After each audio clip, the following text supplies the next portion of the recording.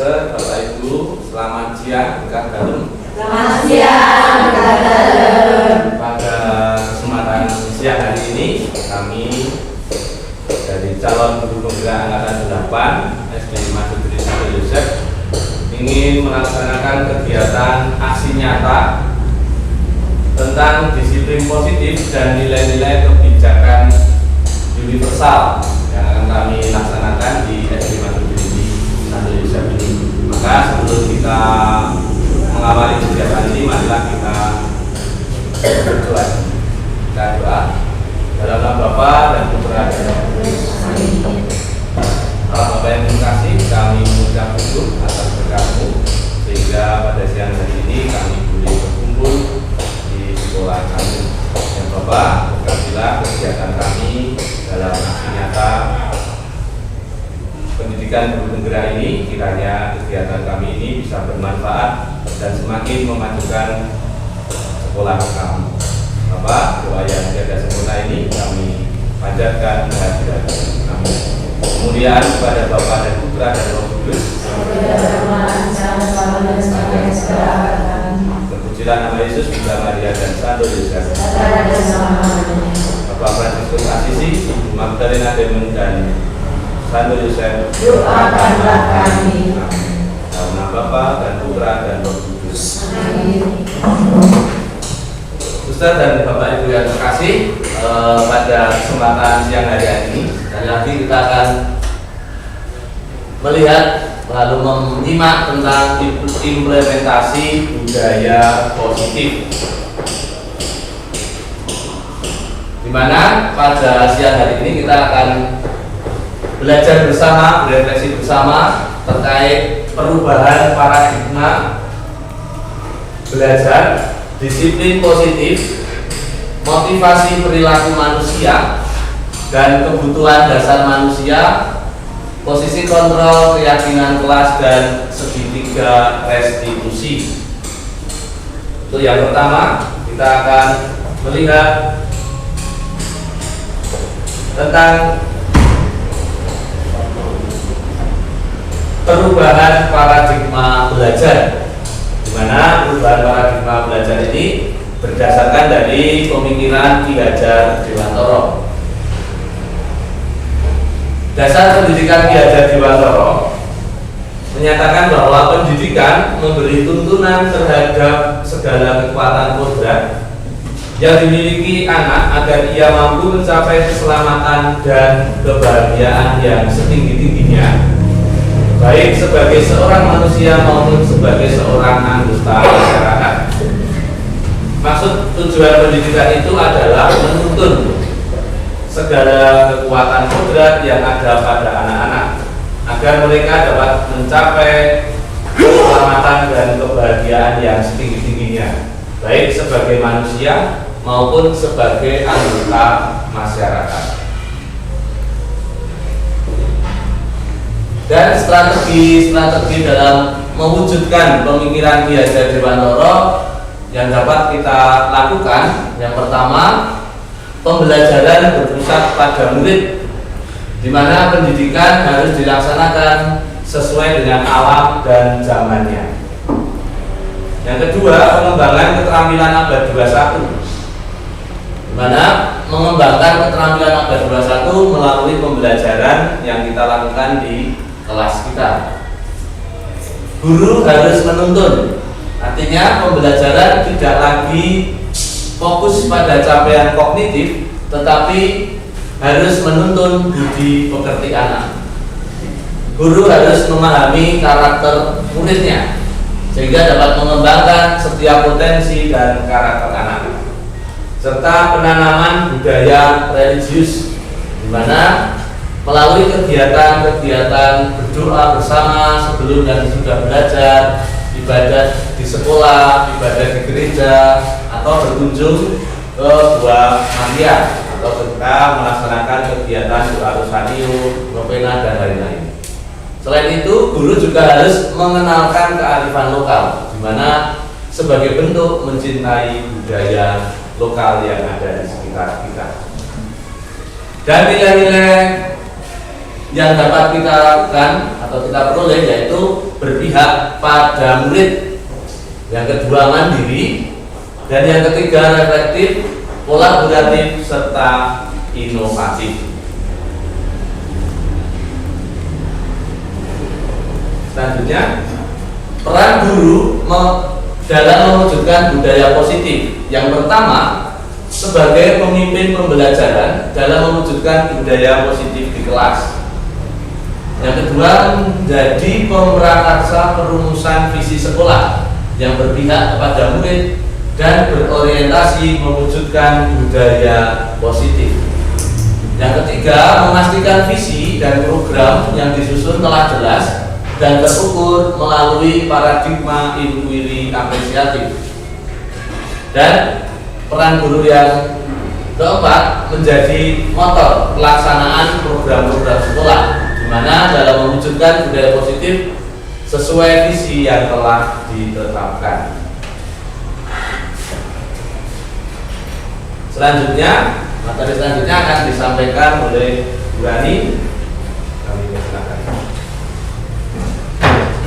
Oke, terima kasih Pak Heri. Kali ini saya akan menjelaskan berkaitan dengan disiplin positif dan nilai-nilai kebijaksanaan universal. Jadi ini masih ada hubungannya dengan tadi. Jadi kita sebagai guru sudah diajak oleh Ki Hajar Dewantara bagaimana menuntun anak dengan nilai-nilai guru yang seperti tadi disampaikan oleh Pak Heri. Sekarang kita akan melihat, kita akan belajar melakukan yang namanya budaya positif. Nah, di sini budaya positif yang pertama yang akan saya bahas berkaitan dengan disiplin positif dulu.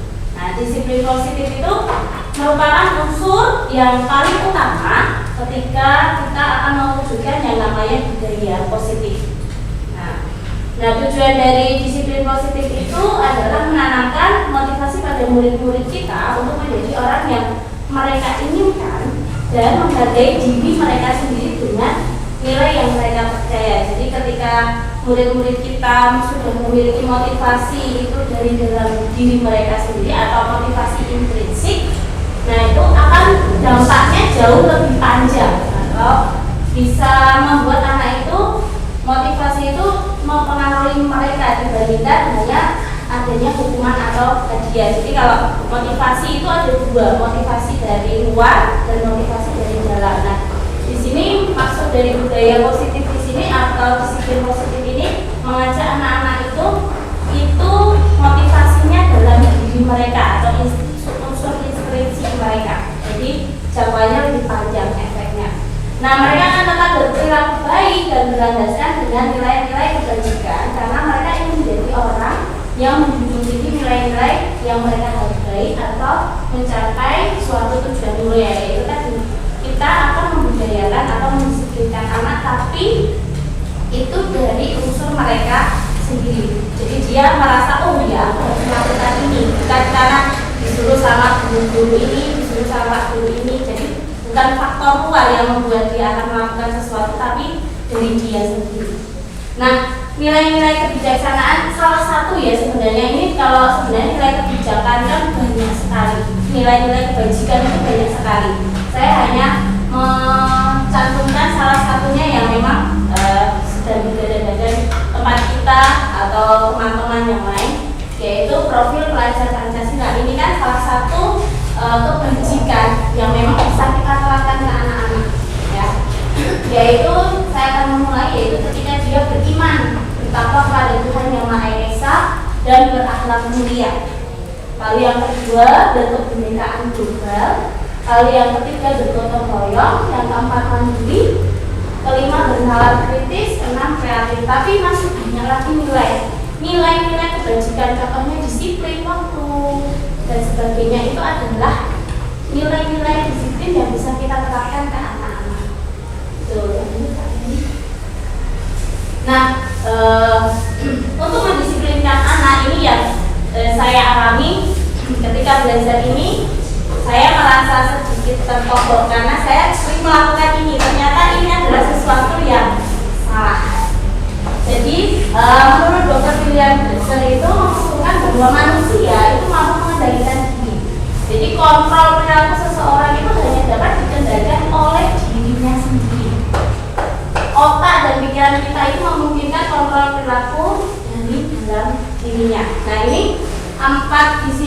adalah ilusi seorang guru atau orang tua, bisa dikatakan. Jadi kadang kita sebagai guru itu mengontrol murid, kamu harus ini, kamu harus itu, kamu harus ini. Nah itu ternyata efeknya kepada anak mereka, karena itu faktor luar. Mereka tidak akan, oh ya bu, anak kontrol. Itu namanya ilusi guru yang mengontrol murid. Lalu yang kedua, ilusi bahwa semua penguatan positif itu efektif dan bermanfaat. Saya juga sering melakukan ini. Kadang banyak bicara ke anak-anak, menasihati dan sebagainya. Itu kan karena dari unsur kita, ini loh hal yang baik. Nah, mungkin ini masih bisa dilakukan, tapi tidak terlalu banyak, karena anak itu dari Dr. William Glasser ini mengatakan bahwa mereka, anak-anak ini akan menjadi dua hal. Satu, akan tergantung, tidak dikasih tahu gurunya, dia nggak akan tahu. Efek panjangnya itu seperti itu. Jadi harus ditunjuk dulu baru dia jalan. Itu efek panjangnya.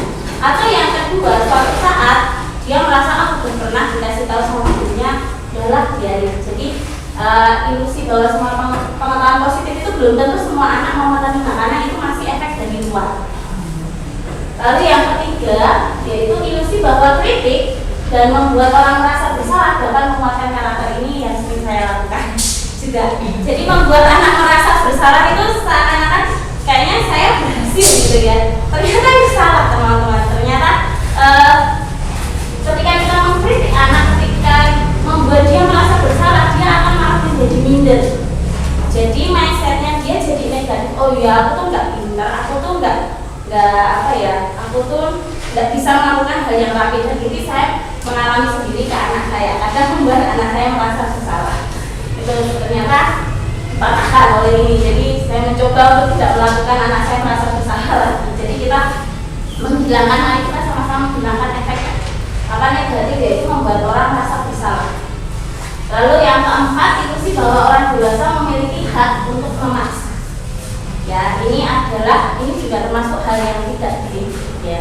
Atau kita bisa mengatakan bahwa itu otoriter, ya, menjadi orang yang otoriter, bahwa kita masalah aku ibumu kok, aku gurumu, ya kamu harus menurut aku. Kadang hal ini yang membuat anak yang melakukan tapi dengan terpaksa, atau karena ya memang karena dia guruku, jadi aku manut tanpa dari dalam dirinya ya merasa. Nah, ini hal-hal yang perlu kita perhatikan.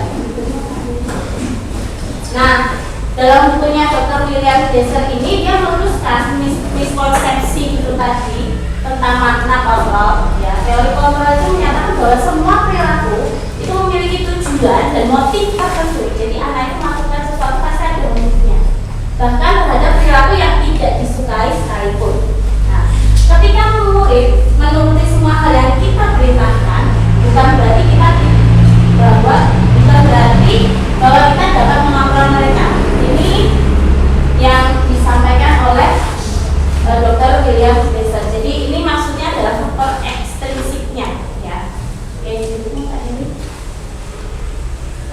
Nah, di sini bila kita ingin membuat kemajuan perlahan sedikit-sedikit, ubahlah sikap atau perilaku kita sendiri, ya, karena unsur instrinsiknya yang akan kita lihat. Namun bila kita ingin memperbaiki cara-cara utama kita, maka kita perlu mengubah kerangka acuan kita. Ubahlah bagaimana Anda melihat dunia, bagaimana Anda berpikir tentang manusia, ubah paradigma Anda, skema pemahaman dan penjelasan aspek-aspek tertentu tentang realitas. Ini kata-kata bijak dari Stephen Covey, ya. Nah, ini sebenarnya awal dari kita mengajak kita bagaimana kita sebagai guru itu tidak terlalu banyak sebagai orang yang mengontrol, tapi seperti yang katakan oleh Kiai Sediwantoro, menuntun. Nah, cara menuntunnya selanjutnya akan dilanjutkan oleh Pak Heri yang berkaitan dengan kebutuhan manusia atau kebutuhan dasar manusia. Melanjutkan apa yang disampaikan Bu Hari tadi, bahwa kita sebagai manusia tentu ketika melakukan sesuatu mempunyai tujuan. Entah itu tujuannya apa, tetapi pasti ketika kita mau melangkah, menggerakkan badan atau diri kita, itu kita punya tujuan. Nah, semua yang kita lakukan itu tentu usaha dan terbaik kita untuk mendapatkan apa yang kita inginkan. Sebetulnya saat itu kita sedang memenuhi satu atau lebih dari kebutuhan dasar kita. Dimana ketika seorang murid melakukan suatu perbuatan yang bertentangan dengan nilai-nilai kebajikan tadi atau melanggar peraturan, hal itu sebenarnya dikarenakan mereka gagal memenuhi kebutuhan dasar mereka. Mereka belum bisa memenuhi kebutuhan dasarnya. Dimana seseorang atau manusia itu mempunyai 5 kebutuhan dasar manusia. Yang pertama, kebutuhan untuk bertahan hidup. Nah, untuk bertahan hidup ini bersifat fisiologis.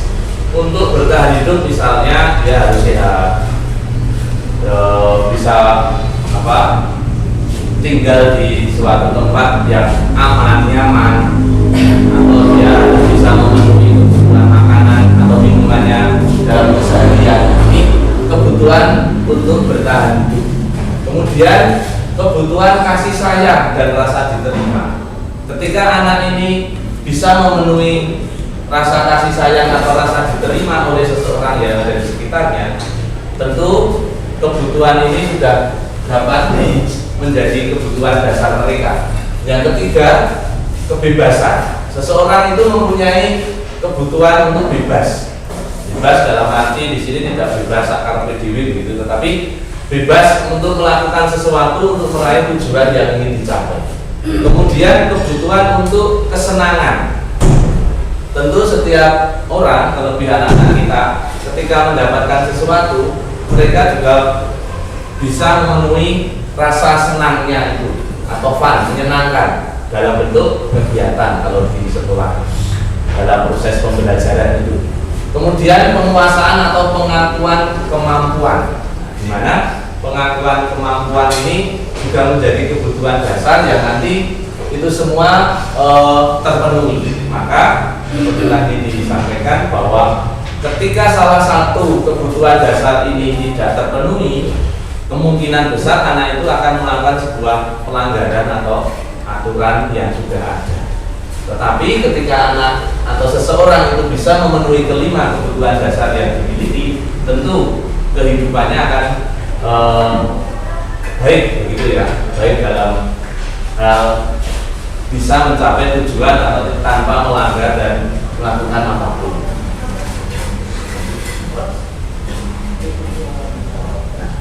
Untuk selanjutnya akan disampaikan sedikit terkait dengan motivasi perilaku manusia.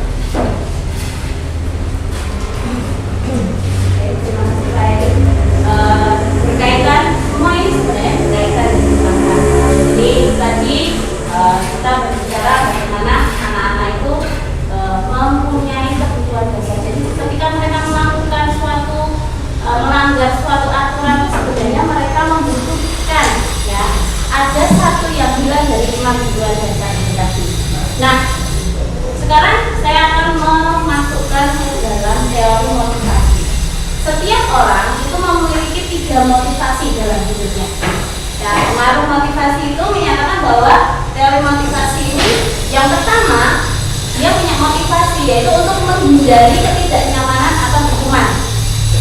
Ya, ini motivasi pertama. Jadi mungkin ketika seorang anak dipanggil gurunya, kamu gini-gini, harusnya gini-gini. Nah, ya bu, aku salah, aku nggak akan mengulanginya lagi, tapi hanya dalam mulut karena dia mau menghindar saja. Jadi sebenarnya dia tidak menyelesaikan masalah sama sekali, tapi dia bertujuan motivasinya dia biar cepat selesai, dia menghindari masalah, tapi bukan dari apa yang dia alami sendiri. Itu motivasi yang pertama. Lalu motivasi yang kedua, untuk mendapatkan sebuah imbalan atau penghargaan dari orang lain. Jadi misalkan mungkin ada anak yang tampaknya kelihatan bagus di depan dunia, dan dia dipuji, kamu hebat sekali. Itu motivasi dia dapat sebuah pujian. Jadi seperti itu. Nah, lalu motivasi yang ketiga, ini adalah untuk menjadi orang yang mereka inginkan dan menghargai diri sendiri dengan nilai-nilai yang mereka percaya. Nah, dari 3 motivasi ini sebenarnya yang paling baik adalah yang ketiga. Karena apa? Karena ini motivasi dari dalam dirinya sendiri. Kalau yang 2 di atas itu adalah motivasi karena melakukan sesuatu biar biar selesai masalahku, atau biar aku mau menghindari masalah ini, biar tidak diselesaikan, atau biar aku dapat hadiah, biar aku tidak dapat hukuman. Mungkin kalau dia tidak dapat hukuman ya berbohong sedikit, dia tidak dapat hukuman. Nah, itu 2 hal yang atas itu yang tidak begitu baik. Yang baik itu motivasi yang ketiga. Nah, kita diharapkan sebagai guru itu melakukan sesuatu itu yang menggunakan motivasi yang ketiga, yaitu ya dari diri kita sendiri. Bagaimana kita mau melakukan sesuatu itu ya karena aku pengen tambah baik, karena untuk diri sendiri, karena untuk kebaikan itu tujuan. Lalu saya juga akan menyampaikan tentang 3 hal, yaitu berkaitan dengan hukuman, konsekuensi, dan restitusi. Tapi sebelum masuk ke hukuman, konsekuensi, dan restitusi, kita tahu bahwa yang namanya hukuman itu bisa berupa fisik maupun psikis, bersifat tidak terencana atau tiba-tiba, dan bersifat satu arah. Yaitu dari pihak guru yang memberikan, murid hanya menerima satu hukuman tanpa melalui suatu kesepakatan. Oh, kamu salah ini, kamu harus ini, itu hukuman. Lalu sebuah penghargaan atau iming-iming ya, jika melakukan sesuatu akan mendapatkan sesuatu yang baik, adalah hal yang tidak efektif sebenarnya dalam mengontrol perilaku murid ya, tentunya karena anak akan melakukan sesuatu hanya karena pengaruh dari eksternal. Lalu yang ketiga, penghargaan maupun hukuman itu adalah cara-cara mengontrol perilaku seseorang yang akan menghasilkan potensi pembelajaran yang sesungguhnya, karena mereka tidak belajar sebenarnya. Karena yang satu karena didukung, misalkan memang di sekolah ada aturan hari Senin wajib memakai sepatu warna hitam, kamu nggak pakai sepatu warna hitam, sekarang lari 10 kali lapangan. Anak merasa didukung, tapi dia tidak belajar sesuatu. Oh ya udah, biar besok aku menghindar, biar tidak perlu lari 10 kali, ya udah aku pakai sepatu. Tapi kan bukan karena oh iya aku salah, dan gitu maksudnya ya. Lalu Pak Jadi, nah ini bedanya antara hukuman, konsekuensi, dan restitusi. Nah, hukuman itu adalah cara untuk melakukan pengarahan agar tingkah laku bisa sesuai dengan perilaku secara umum. Mengingat sebuah hukuman diberikan jika tingkah laku yang tidak diharapkan itu tidak detailkan di depan umum. Lalu konsekuensi itu adalah perilaku yang berfokus mengajarkan anak bagaimana bertingkah laku lebih baik untuk depannya. Nah, konsekuensi ini memberikan pilihan-pilihan jalan keluar kepada pelanggar ya. Lalu restitusi itu akan memberikan kepada orang yang melakukan pelanggaran untuk menyelesaikan masalah atau mencari keuntungan. Sebelum saya lanjut, saya minta bantuan teman-teman guru semua juga sudah mungkin bisa memberikan contoh kepada saya, contoh pelanggaran itu seperti apa, contoh konsekuensi itu seperti apa. Saya bisa bantu untuk contoh sebuah hukuman. Hukuman itu contohnya seperti apa? Kalau menghukum, biasanya kalau kita menghukum anak seperti apa? Kalau kita menghukum anak, Maju ke depan. ayo maju ke depan, gitu. Maju ke depan karena apa? Keinginan. Pakai dasi. Ya, sini maju ke depan, kamu nggak pakai dasi, ya itu hukuman ya teman-teman ya. Tersetuju? Setuju ya, itu hukuman. Satu lagi mungkin contoh hukuman yang mungkin pernah kita lakukan atau yang sering kita lihat. Hukuman, contoh hukuman apa? Mungkin Bu Septi menulis soal diagram PR ya, jadi menulis 2 kali lipat. Oke, karena tidak mengerjakan PR, kerjakan 2 kali lipatnya. Jadi oke, itu hukuman. Jadi itu satu arah, karena guru yang memberikan ya, satu arah. Nah, biasanya kita juga ayo konsekuensinya apa gitu kan. Nah, kalau di sini bedanya hukuman sama konsekuensi apa kalau menurut teman-teman semua? Mungkin Bu Eri? Kalau konsekuensi itu lebih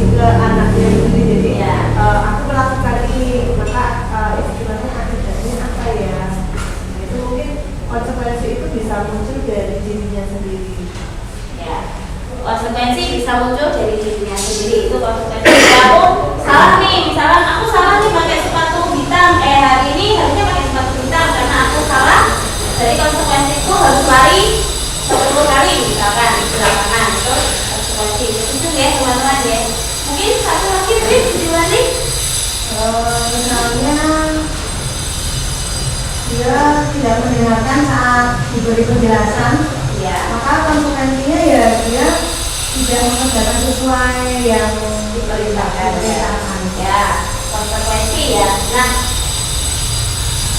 kita sering mendengar dua hal itu, yaitu berkaitan dengan hukuman dan konsekuensi. Hukuman itu dari satu arah, sedangkan konsekuensi mungkin sudah mulai pembicaraan dua arah. Dan konsekuensinya apa kalau kamu seperti ini? Ya aku jadi tidak tahu Bu harus ngerjain apa.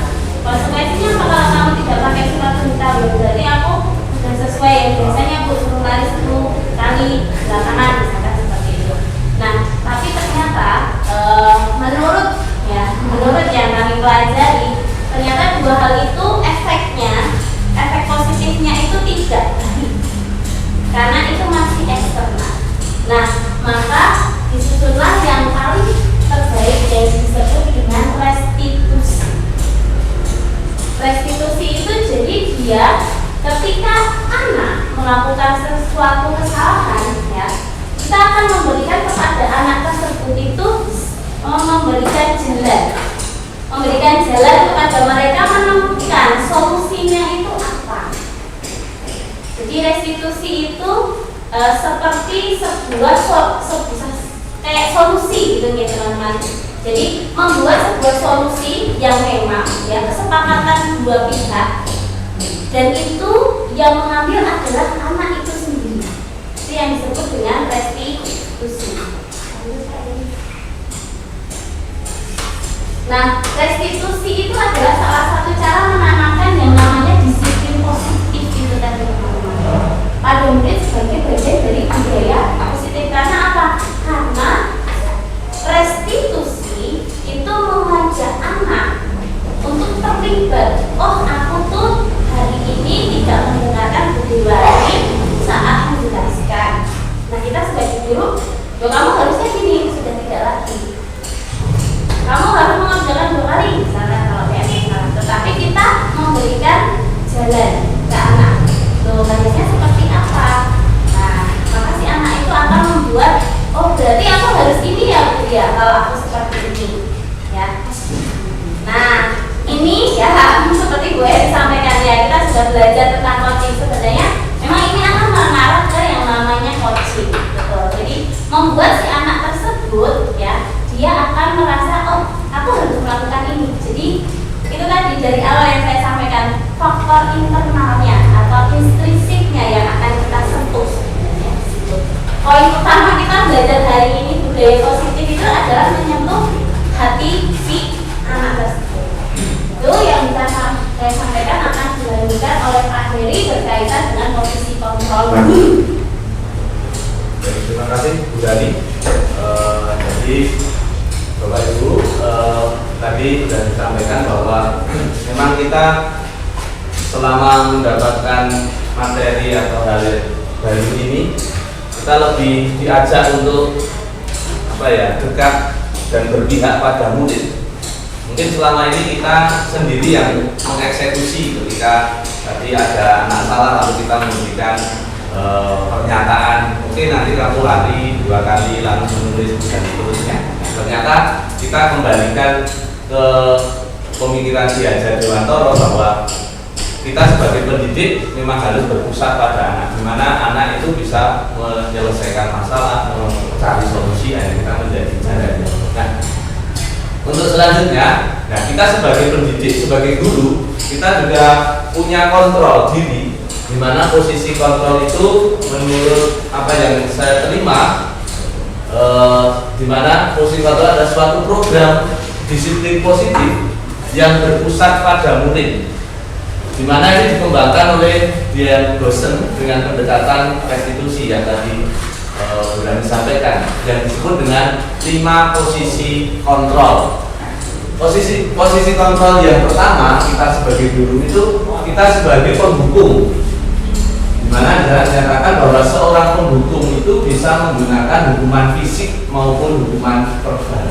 Mungkin selama ini saya pribadi cenderung masih sering menggunakan ini dalam pembelajaran, di mana dengan nada suara tinggi, dengan bahasa tubuh, dengan mata melotot dan jari menunjukkan atau menghadik Dan ini hasilnya kemungkinan murid atau anak-anak kita itu akan marah atau menjadi pendendam dan bersifat agresif. Nah, ketika kita ingatkan, malah anak itu semakin agresif. Kok kandani, kok angel, saya seperti itu. Nah, ini ternyata ketika kita melihat diri dalam posisi kontrol, kita masih sebagai pendukung. Kemudian posisi yang kedua, pembuat rasa bersalah, di mana pada posisi ini biasanya guru akan bersuara lebih lembut, nada suaranya memelas, halu, sedih, bahasa tubuhnya, lalu melapat padanya, ngajak bicara lesu. Ini hasilnya apa? Anak diposisikan merasa bersalah. Jadi yang salah itu anak, karena kita menjadi posisinya sebagai pembuat rasa bersalah. Yang ketiga, sebagai teman. Guru pada posisi ini tidak akan menyakiti murid, namun akan tetap berupaya mengontrol murid melalui persuasi, ya, dengan nada suara, ramah, akrab, dan bercanda, dengan bahasa tubuh, lalu dengan candaan dan sebagainya, supaya anak ini merasa bahwa kita itu sebagai temannya atau sebagai sahabat. Nah, hasilnya apa? Hasilnya yang diperoleh murid atau anak kita, anak akan merasa senang dan akrab dengan guru. Lanjut, yang keempat, kita sebagai guru ini sebagai pemantau. Posisi yang tepat adalah sebagai pemantau, di mana memantau berarti mengawasi dengan tentunya dengan suara yang lantang, bahasa tubuh yang formal, sehingga hasilnya apa? Murid memahami konsekuensi yang harus dijalankan karena telah melanggar salah satu peraturan sekolah. Kita hanya memantau saja. Dan yang terakhir, sebagai manajer, posisi di mana guru berbuat sesuatu bersama dengan murid, lalu mempersilahkan murid itu mempertanggungjawabkan perilakunya, mendukung murid agar dapat menemukan solusi atas permasalahannya sendiri. Nah, ini dengan nada tulus, bahasa tubuh tidak kaku, lalu kita ajak bicara. Nah, menurut apa yang kami pelajari, bahwa guru yang baik itu diharapkan menerapkan posisi manajer atau minimal itu sebagai pemantau agar dapat menghasilkan murid yang bertanggung jawab, mandiri, dan merdeka. Kembali seperti pemikiran Ki Hajar bahwa semuanya itu berpusat pada murid. Maka kita diharapkan, kita diajak untuk memposisikan diri kita minimal itu sebagai pemantau, bukan membuat menjadi salah, bukan yang menghukum, bukan sebagai teman atau sahabat. Nah, mungkin saya pribadi selama ini masih menganggap bahwa saya sebagai guru dekat. Mereka menganggap kita sebagai sahabatnya, sehingga apapun sering cerita, ini menjadi sesuatu yang mungkin jadi hal yang saya peroleh. Ini kita membuka wawasan bahwa sebaiknya kita sebagai guru menjadi posisi sebagai pemantau atau manajer. Nah, untuk selanjutnya terkait dengan segitiga restitusi, untuk guru Rani lanjut. Baik, terima kasih Pak Edi.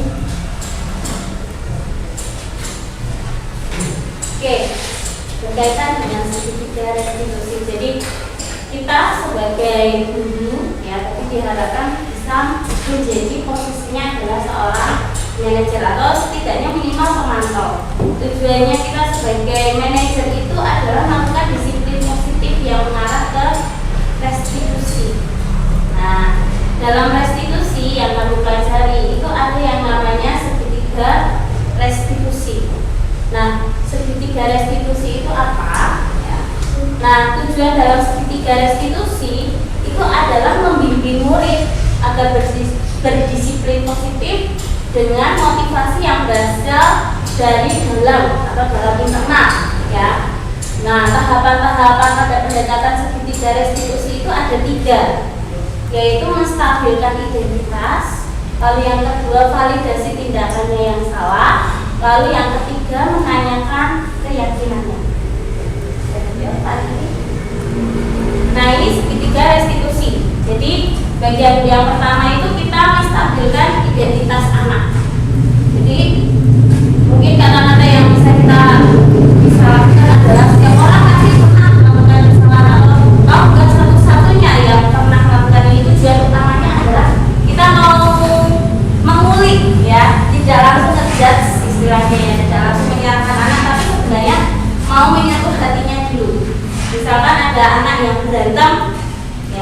ada anak yang berantem, kita kenapa kamu berantem? Kalau sudah kata kenapa, ya mungkin kita sudah belajar dari melakukan kan itu akan langsung mematahkan itu semua. Tetapi mari kita sama-sama mendekatkan diri ke anak-anak tuh. Kalau marah tuh ya sama aku ini juga dan marah, gitu ya. Jadi itu tujuan menstabilkan identitas, ya. Jadi kita akan mendekatkan ke anak tersebut. Nah, lalu ketika kita sudah bisa mendekati anak tersebut, kita sudah mungkin bisa dikatakan anak itu merasa oh aku tidak sedang diintimidasi nih, aku sedang diajak ngobrol biasa, maka kita bisa lanjut ke validasi tindakan yang salah. Nah di sini kita tidak langsung menyuruh kamu salah apa sih atau kamu melakukan apa, tetapi kita bisa beberapa contoh kata yang bisa kita gunakan. Kamu tentu mengapa kamu punya alasan, kamu tentu punya alasan mengapa melakukan ini. Kamu punya alasan kenapa kamu berantem sama temennya, atau mungkin adakah cara yang lebih efektif untuk mendapatkan apa yang kamu butuhkan. Lalu baru turun ke menanyakan keyakinannya. Nah, keyakinan di kelas kita itu seperti apa? Nah, tentang keyakinan kelas nanti akan disampaikan oleh Pak. Kamu ingin menjadi orang seperti apa? Tapi lebih jelasnya saya akan sampaikan di sini. Nah, yang namanya menstabilkan identitas itu bagian besar dari segitiga restitusi tadi, yaitu bertujuan untuk mengubah identitas anak dari orang yang gagal karena melakukan suatu kesalahan menjadi orang yang sukses. Jadi sukses untuk bisa, bukan sukses dalam hal lalu dia berhasil kekayaan atau apa, tetapi sukses untuk bisa mencapai solusinya kalau dia sudah melakukan suatu kesalahan. Lalu anak yang melanggar peraturan ya, karena sudah mencari perhatian ya, adalah anak yang sudah mengalami kegagalan sebenarnya. Dia mencoba untuk memenuhi kebutuhan dasarnya, namun ada benturan. Nah, kalau kita mengkritik dia, maka kita akan tetap membuatnya dalam posisi gagal karena kita sudah mengkritik dia. Oh berarti aku sudah salah, ya, sudah selesai di situ. Ya. Nah, kalau kita ingin menjadi yang reflektif, maka kita harus meyakinkan si anak tersebut. Beberapa contoh kata yang bisa kita gunakan, seperti tadi yang saya sampaikan, berbuat salah itu tidak apa-apa. Tidak ada manusia yang sempurna, atau saya juga pernah melakukan kesalahan seperti itu, atau kita bisa menyelesaikan ini ya. Jadi ini adalah kata-kata yang bisa kita gunakan untuk memulai ya, untuk memulai percakapan kita agar anak itu merasa tidak diintimidasi, merasa sudah gagal di awal. Tuh, nanti Pak Heri. Lalu yang kedua adalah validasi tindakan yang salah. Di sini semua tindakan manusia baik atau buruk pasti memiliki maksud dan tujuan tertentu. Nah, kita mungkin tidak suka sikap seseorang anak yang terus-menerus merengek misalnya. Tapi bila sikap itu mendapat perhatian kita, maka itu telah memenuhi kebutuhan anak. Jadi sebenarnya mereka perhatian, caper lah ya, namanya caper. Kalau kita sebenarnya ada apa misalnya, itu sebenarnya kebutuhan mereka sudah terpenuhi. Kadang kita kok ringi banget istilahnya, anak saya itu ringi banget, tapi ternyata ya itu kebutuhan dasar dia. Sebenarnya dia sini loh aku mbak ditolongin, sebenarnya seperti itu ya. Nah, kalimat yang mungkin bisa kita gunakan, mungkin kita bisa gunakan ya, kita gunakan ketika kita berbicara dengan anak tanpa menghakimi mereka. Itu contohnya, padahal kamu bisa ya melakukan yang semudah ini, misalkan dia berarti bisa ya berantem untuk hidup dari ini ya. Jadi seperti seorang teman gitu ya, kamu pasti punya alasan mengapa melakukan itu ya. Kamu boleh mempertahankan sikap itu, tapi kamu harus menambahkan sikap yang beri. Nah ini untuk disiplin tapi positif, bukan yang negatif, bukan yang membuat anak semakin merasa gagal. Itu tujuan utama dari restitusi. Yang ketiga yaitu menanyakan keyakinan. Nah, menanyakan keyakinan itu ketika identitasnya sudah sukses yang di bagian pertama dan kedua, maka anak akan siap untuk dihubungkan dengan nilai-nilai yang dia percaya dan berpindah menjadi orang yang dia inginkan. Karena kita ketika kita berbicara dengan anak, oh kita awalnya tahu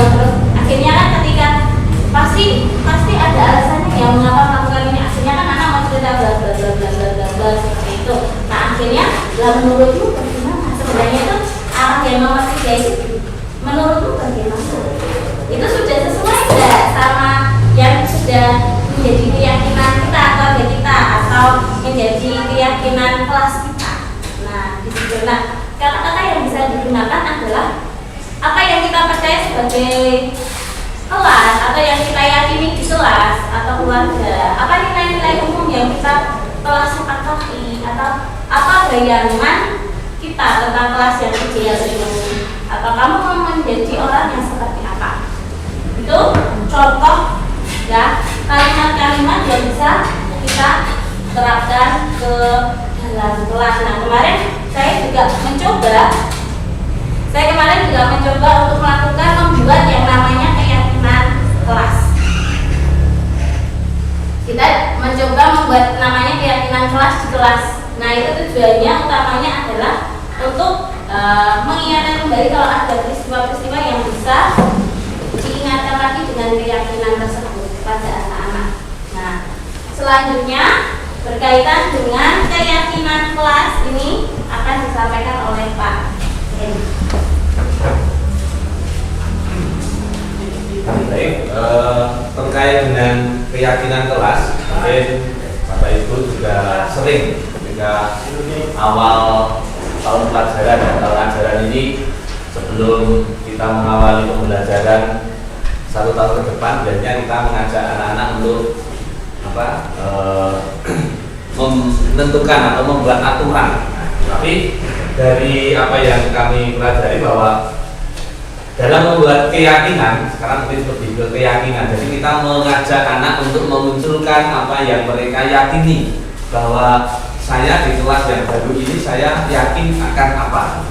Nah, jadi keyakinan kelas itu berupa pernyataan-pernyataan universal dalam bentuk kalimat yang positif, tidak terlalu banyak dan dapat diterapkan di lingkungan sekolah atau di lingkungan kelas. Nah, keyakinan kelas itu suatu keyakinan akan lebih memotivasi seseorang dari dalam atau memotivasi secara intrinsik, di mana seseorang akan lebih tergerak dan bersemangat untuk menjalankan keyakinannya daripada hanya sekedar mengikuti serangkaian peraturan. Mungkin selama ini kita sering mengajak anak-anak, yuk anak-anak kita buat aturan kelas, tapi kita dari apa yang kami pelajari ini kita diajak untuk membuat keyakinan kelas. Nah, sebagai contoh, mungkin Bapak Ibu minggu-minggu kemarin mengajak anak-anak untuk membuat aturan kelas. Nah, coba salah satu atau salah dua contohnya apa yang muncul dari anak atau kita yang menentukan biasanya? Kesepakatan ya. Kalau yang muncul dari anak apa? Contohnya aturan anak. Kalau ada yang bicara, yang lain mendengarkan. Yang ada bicara, ada anak bicara, yang lain mendengarkan. Mungkin yang lain tidak boleh jalan-jalan. Oke, ada lagi satu lagi contoh mungkin. Pergerakan mau ke kamar kecil itu setelah istirahat 1 jam setelah istirahat. Kalau ke kamar mandi atau ke kamar kecil 1 jam setelah istirahat. Nah, Bapak Ibu coba dari 3 contoh tadi, kira-kira ada nggak yang pernyataannya itu negatif? Sebenarnya itu aturan, tapi itu negatif sebenarnya. Dari contohnya Dewanti tadi, satu bicara yang lain mendengarkan, tidak boleh jalan-jalan. Terus yang satunya ya 1 jam setelah itu ya setelah istirahat boleh ke kamar kecil. Nah, dari ketiga ini sebenarnya ada satu hal yang menurut saya ini negatif, kata tidak. Nah, jadi ketika membuat keyakinan kelas kita memunculkan ini bukan istilah yang negatif, tidak boleh jalan-jalan. Nah, tetapi mungkin bisa kita ganti dengan duduk dengan tenang saat di dalam kelas. Itu kalau sungguh bisa muncul dari anak, mungkin ketika kita mengajak anak-anak itu akan muncul. Nah, ketika itu muncul ada kata tidak boleh dan seterusnya, kita kembali mengajak anak-anak coba diganti kata apa supaya ini mungkin akan sedikit mengubah ya, menjadi keyakinan bahwa saya yakin bahwa anak-anak itu yakin akan duduk tenang saat pembelajaran. Itu akan lebih baik. Itu dari bagaimana kita membuat keyakinan kelas. Selanjutnya dari apa yang kita peroleh dari keyakinan kelas tadi sebagai contoh, misalnya setiap anggota kelas perlu belajar, setiap anggota kelas perlu senang, perlu bahagia, tidak boleh ribut. Nah, itu kan biasanya kita seperti itu. Kemarin saya pun juga sama. Coba anak kita membuat aturan tidak boleh berisik. Kita ganti. Suasana kelas harus tenang. Nah, ini pernyataan yang akan membuat keyakinan itu muncul. Meskipun kita tetap setiap kali, setiap hari selalu mengingatkan. Begitu, Ustaz, Bapak Ibu, kami untuk materi yang kami sampaikan terkait dengan nilai-nilai budaya positif sudah selesai. Apakah dari Ustaz atau Bapak Ibu ada yang ingin bertanya atau menanggapi untuk kami yang ini masih dalam proses belajar? Monggo kami persilahkan, mungkin ada masukan. Silakan. Ya, apa tiga Segitiga.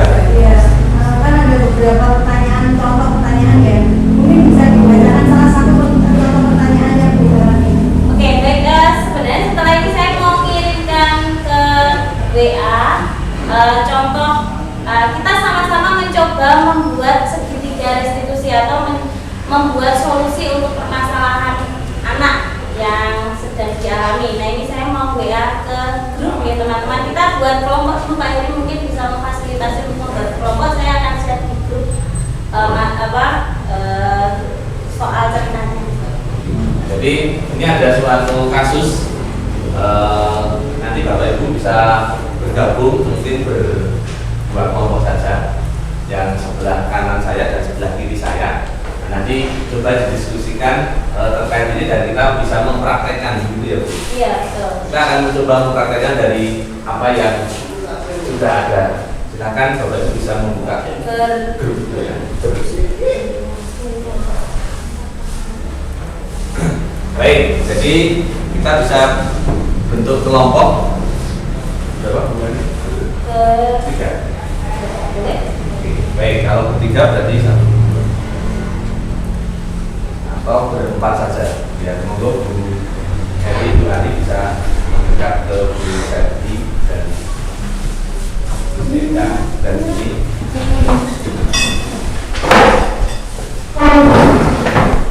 Ini dari apa yang sudah dikirimkan.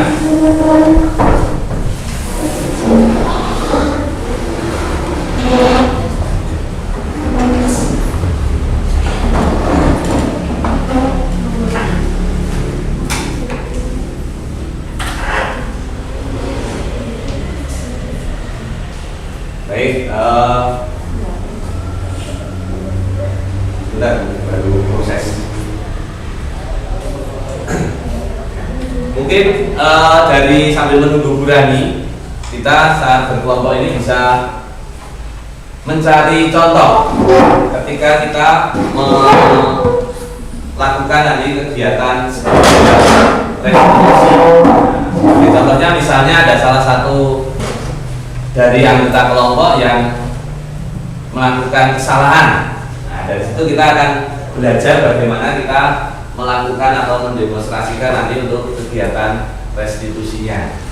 Misalnya anak ini terlambat, ya. Tetap balik.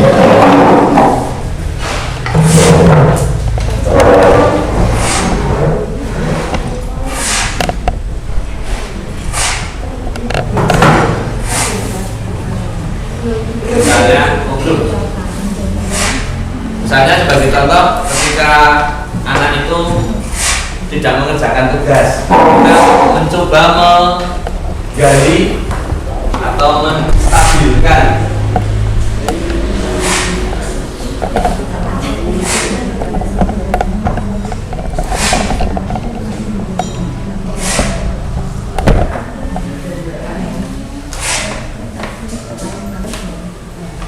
bisa teman-teman ya, saya error.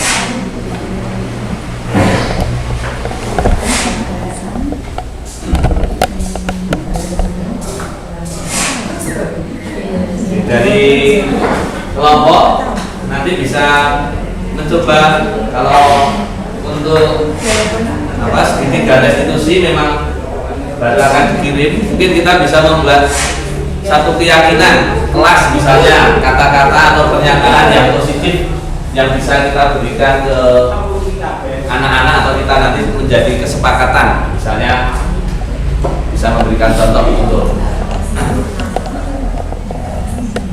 keyakinan kelas bisa kita bahas dalam kelompok.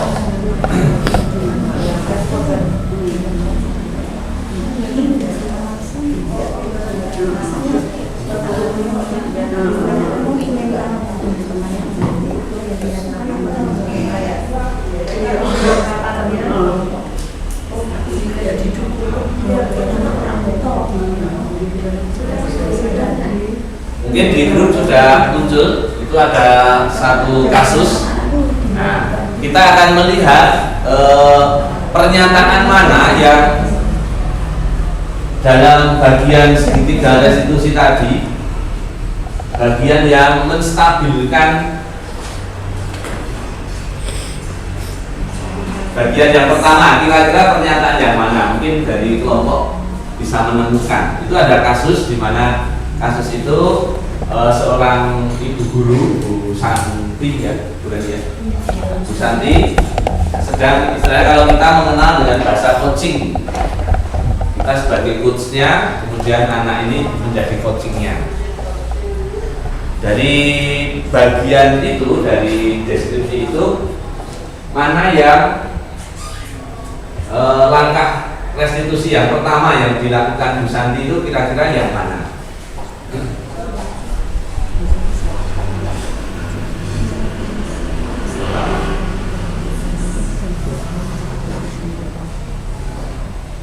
Itu menurut Anda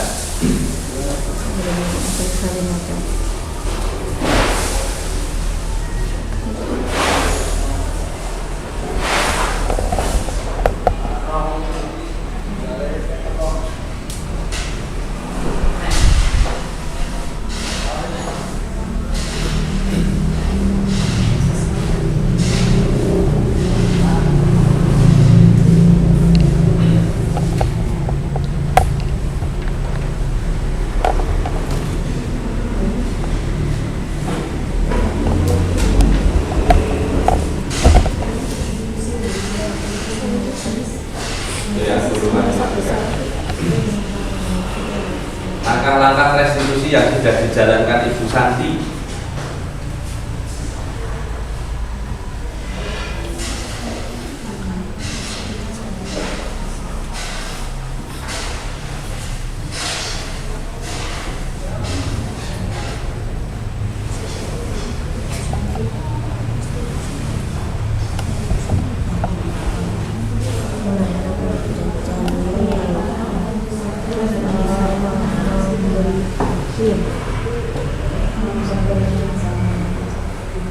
Mungkin yang pertama yang menstabilkan.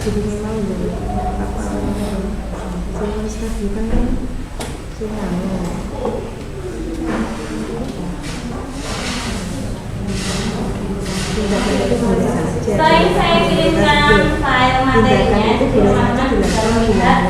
Nanti menurut teman-teman itu masuk yang restitusi mana, kontrolnya yang mana.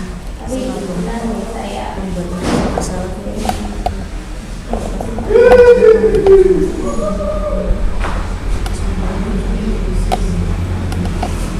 sempat membantu.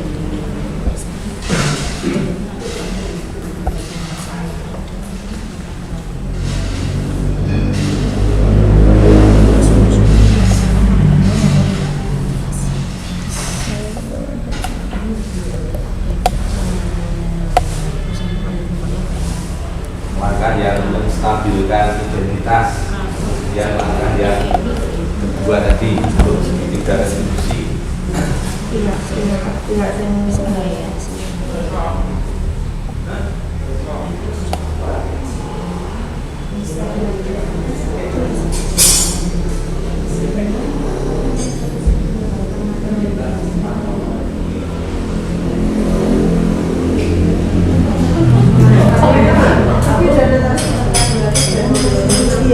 anggota TV dan Natal kan diskusi gitu lah kan. Oke, saya berikan materinya tadi yang berkaitan dengan posisi kontrol dan restitusi. Yang posisi kontrol itu yang sebagai penghubung, membuat rasa bersalah, kemudian teman, lalu pemantau dan manajer.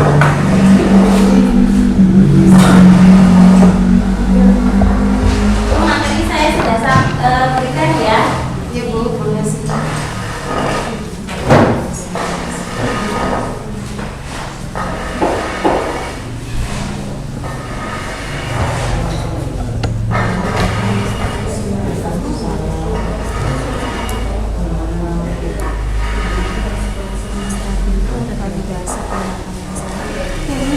Cocok ya, sepertinya sih dari si Bentar ini jelas.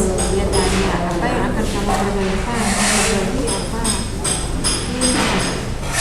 Nah ini rasa bersalah. Validasi. Apa yang mereka bisa lakukan untuk menggantikan rasa tidak semangat itu Santi kan? Langkah-langkah restitusinya seperti yang dilakukan Bu Ani itu apa saja? Belum Santi. Coba kita kulik lagi langkah restitusinya yang dilakukan Bu Santi itu, mulai dari yang stabilitas identitas yang dilakukan Bu Santi apa, terus yang validasi tindakan yang salah itu yang dilakukan Bu Santi apa, terus yang ketiga yang menanyakan keyakinan itu yang dilakukan Bu Santi apa. Coba dicermati di bacaan itu.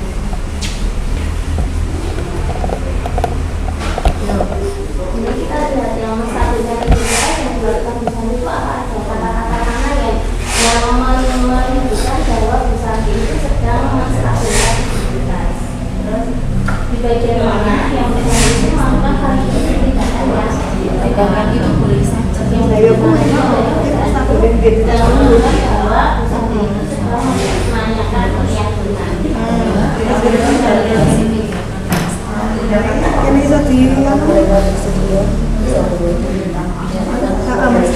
identitas.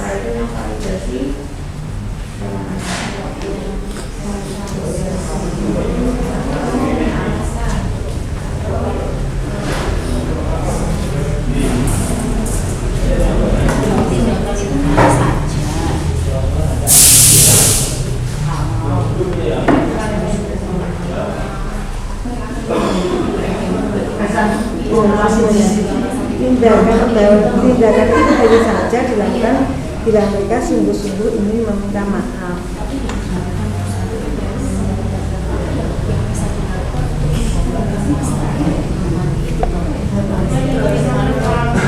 Namun bisa pun menanyakan kembali apa yang mereka bisa lakukan untuk menggantikan apa yang mereka bisa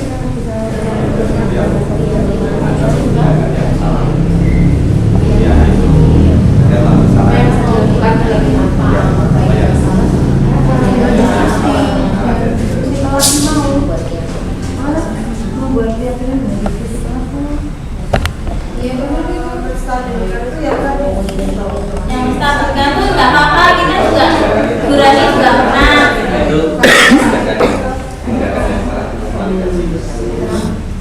Jadi memvalidasi tindakan yang salah dan menanggapi bahwa tindakan itu boleh saja.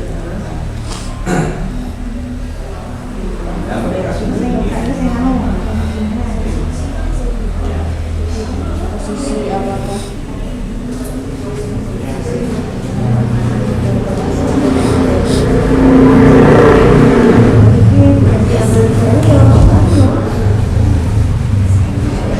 apa yang bisa kita lakukan untuk memberikan rasa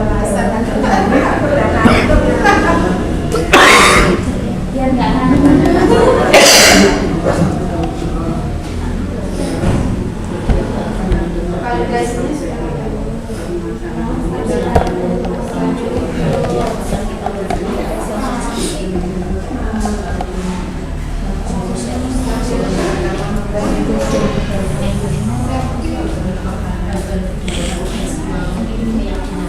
keyakinan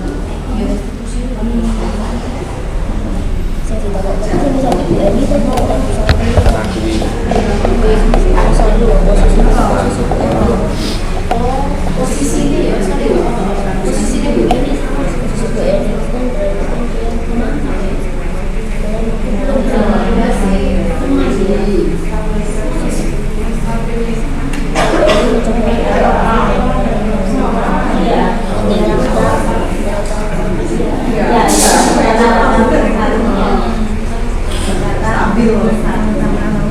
tolong balik apa ya?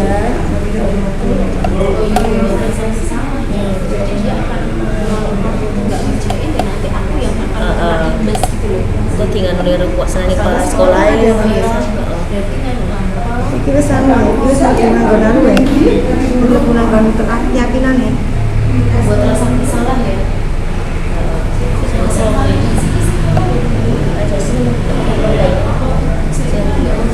Yang bisa dilakukan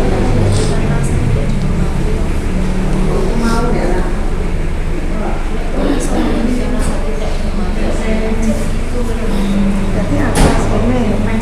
Ini loh, berarti tinggal sekolah kita loh.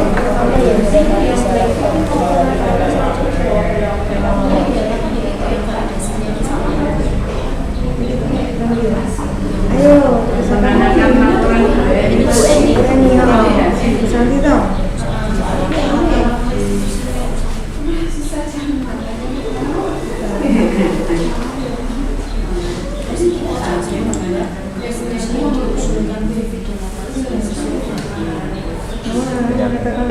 Kami yakin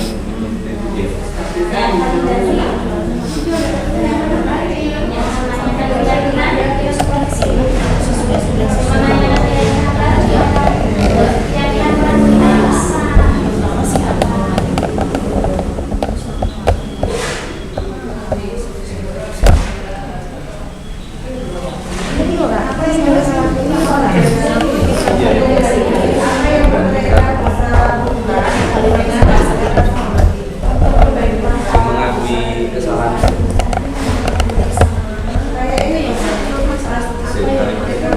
Udah masalah diskusi kok. Ini diskusi kelas kita iya, terus akhirnya Vivi dan tadi Identifikasi lagi. ini terlalu itu berarti keyakinannya no. Tapi keyakinan kita akhirnya sudah Mengaku kesalahan itu. mengakui kesalahan terus Saya tengah anu email banget ada. ini mengaku kesalahan gitu sempat ragu-ragu dan membela diri namun pada akhirnya mengatakan salah.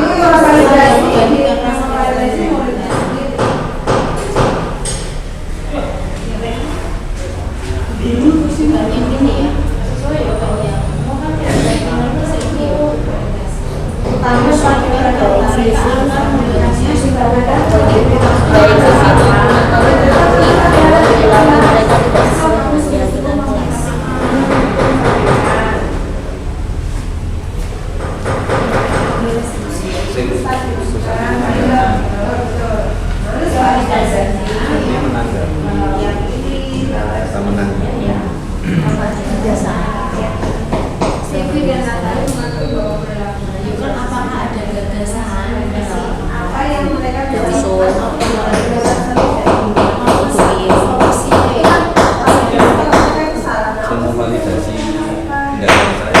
Bu Santi menanggapi bahwa tindakan itu boleh saja.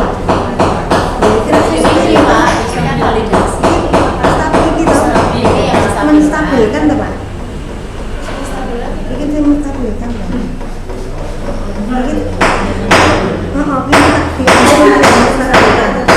tindakan itu boleh saja.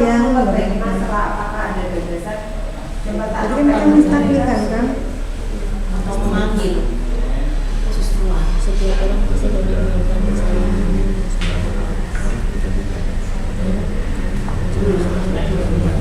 Nah ini validasi. Orang yang tidak bertanggung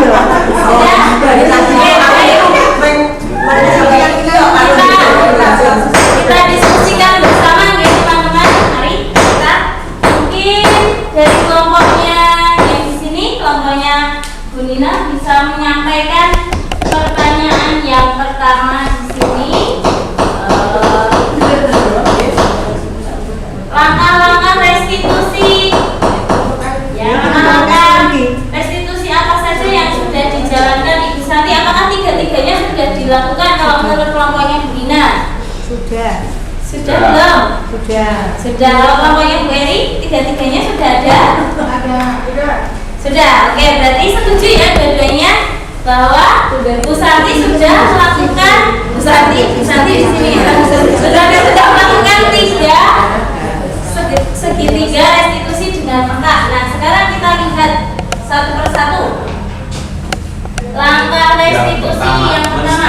menstabilkan identitas.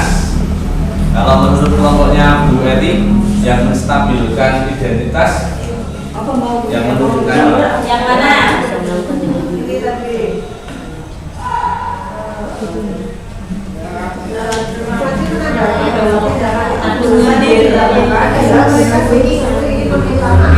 Bu Santi menanggapi bahwa tindakan hilirisasi dilakukan bila mereka sungguh-sungguh ingin meminta maaf. kalau tempatnya Bu Santi sama ya? Validasinya? Validasinya apa yang mereka bisa lakukan untuk menggantikan rasa tidak dihormatinya sakit. Oke, sama Oke, lalu yang menanyakan keyakinannya? Yang mana? Apa yang kita Apa yang mereka lakukan untuk memperbaiki masalah? Ya, apa yang mereka lakukan untuk memperbaiki masalah tersebut? Akhirnya dia melakukan, anak-anak akan melakukan itu. Oh, hebat semua Pak Heri, ternyata teman-teman.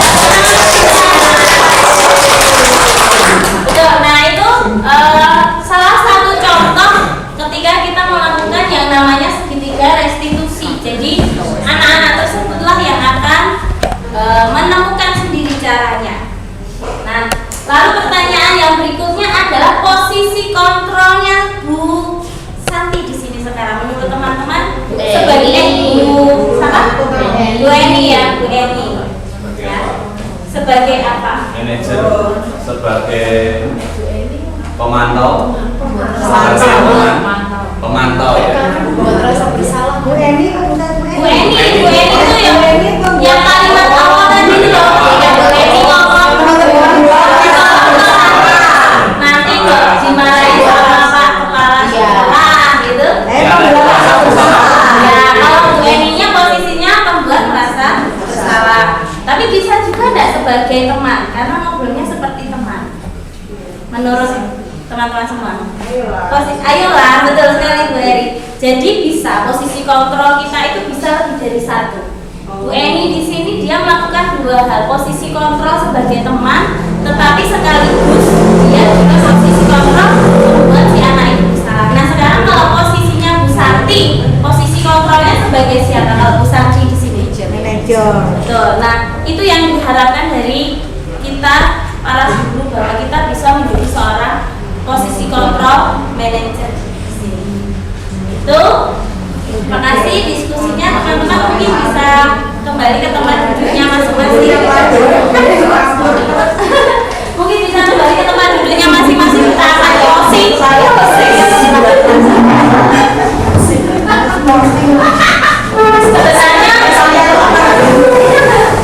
masih ada satu lagi sih berkaitan dengan keyakinan kelas, tapi sudah sampai di sini saja. Baik, Suster, Bapak Ibu,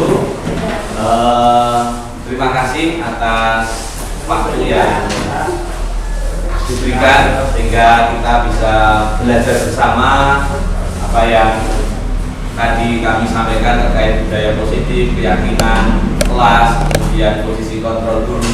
Ternyata dari apa yang kita alami mungkin ada yang sama atau mungkin malah jauh berbeda. Nah, semoga dengan apa yang kami sampaikan ini bisa sungguh menjadi refleksi buat kita semua, menjadi seorang guru, bahwa apa yang kita berikan itu memang harus berpusat pada murid-murid kita sehingga mereka sungguh mempunyai tujuan dan anak-anak ini menjadi bahagia. Intinya anak-anak menjadi bahagia. Maka mari kita belajar bersama-sama terkait demikian yang dapat kami sampaikan.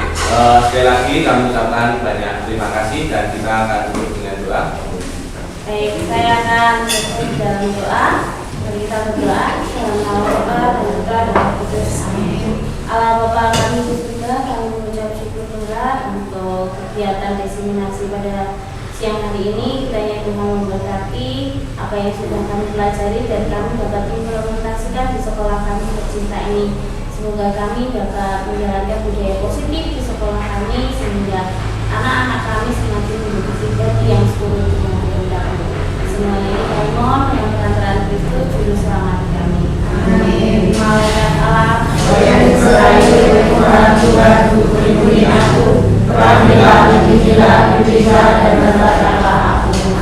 dalam nama Bapa dan